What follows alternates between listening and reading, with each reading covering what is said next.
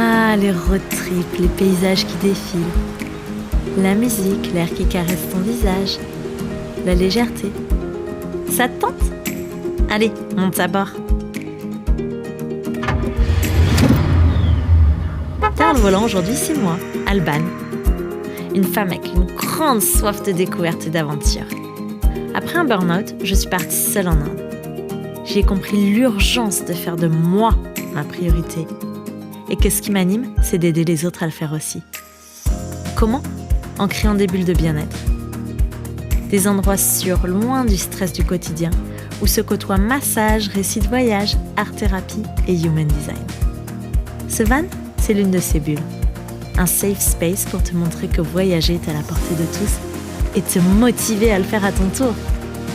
Alors boucle ta ceinture et let's go!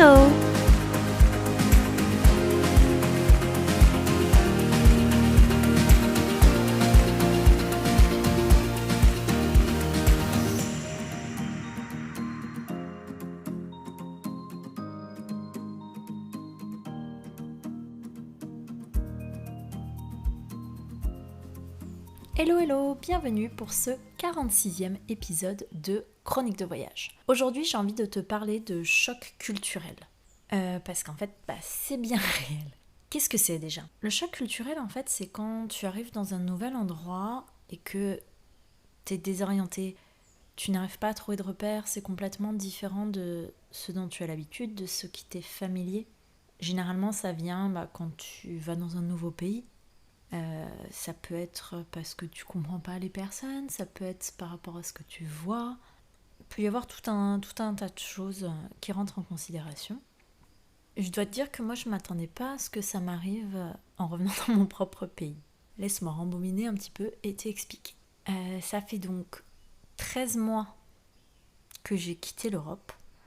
Donc je suis partie de France le 27 mars et j'ai atterri donc au Brésil le 2 avril 2023.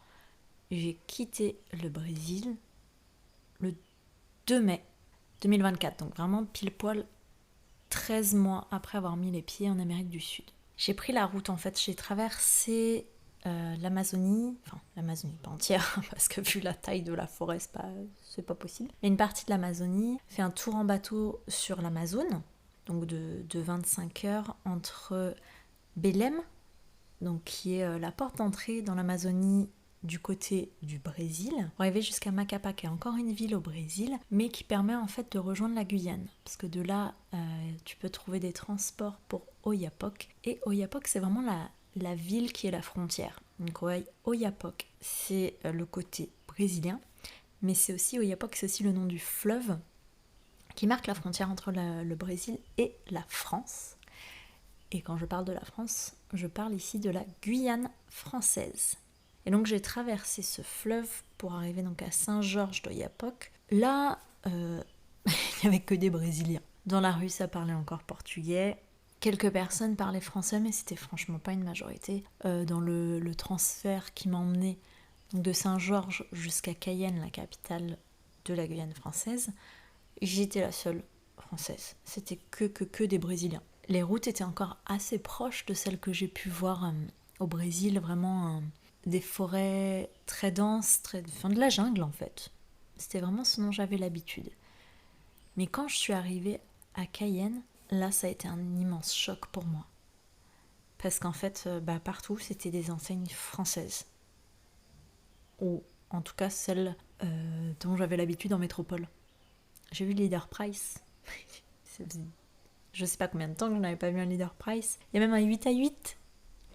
C'était là où j'allais tout le temps acheter des trucs quand j'étais petite, à côté de là où on habitait avec mon père à Fourvière. Un 8x8 ? Je suis même pas sûre que ça existe encore en métropole. Et j'ai eu l'impression, en fait, en voyant ça, d'être propulsée dans un autre monde. J'avais pas forcément d'attente en arrivant en Guyane, parce que j'aime bien me garder la surprise. Comme tu peux l'entendre, hein.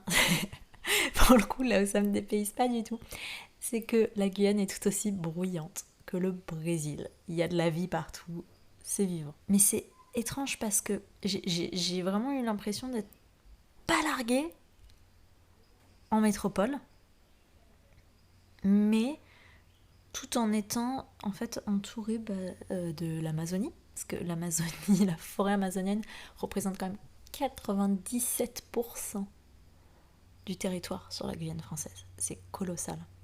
Il y a assez peu de villes, en fait, d'infrastructures.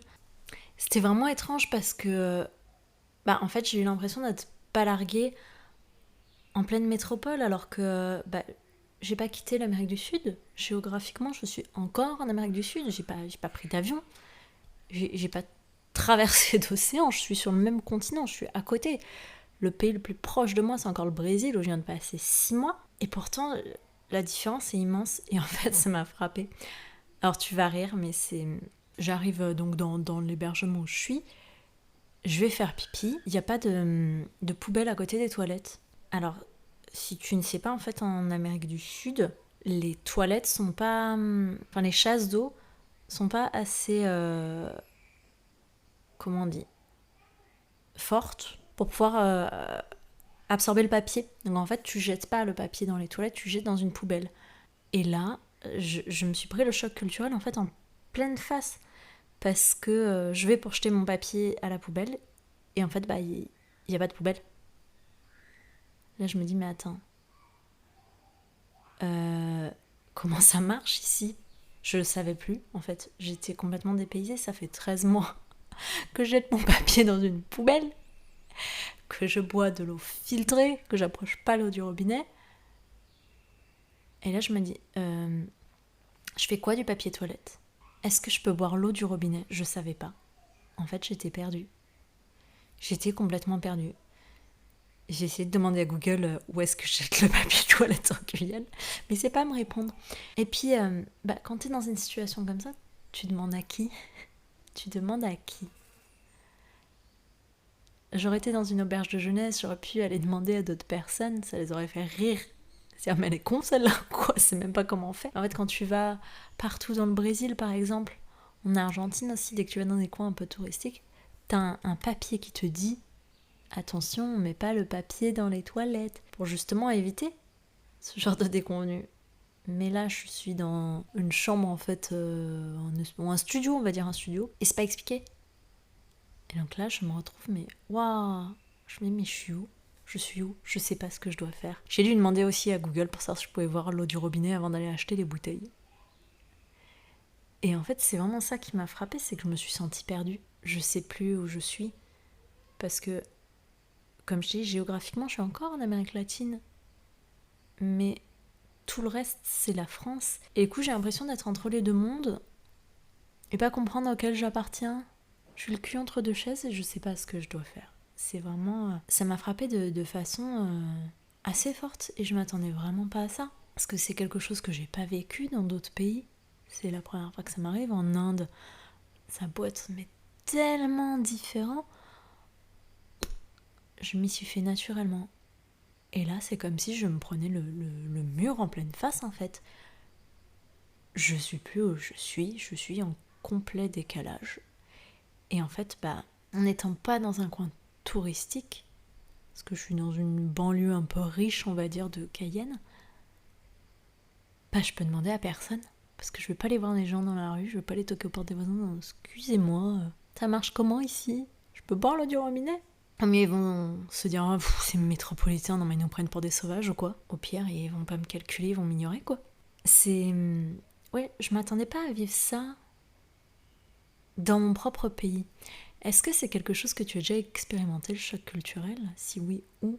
Viens me raconter. J'avais envie de te partager aussi, j'ai décidé de partager cet épisode pour un concours qui s'appelle le podcast de Strasbourg.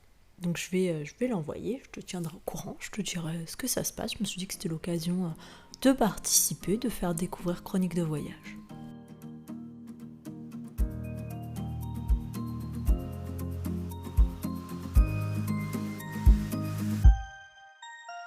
Merci pour ce beau moment.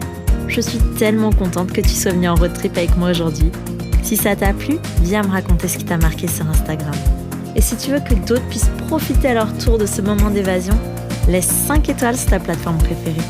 À la semaine prochaine et qui sait, peut-être que je te laisserai le volant.